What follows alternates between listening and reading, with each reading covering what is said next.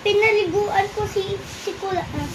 Yung inuna ko, basain yung ulo niya. Tapos, nilandyan ko ng sabon. Yung pics niya, nilandyan ko ng sabon dito Cheek.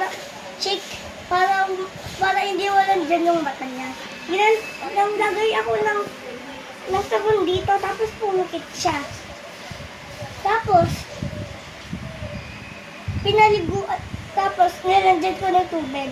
Kinaskus niya mga isa. Tapos sabi ni tita, baka wag mo harap sa may tenga, baka malandyang ang tenga.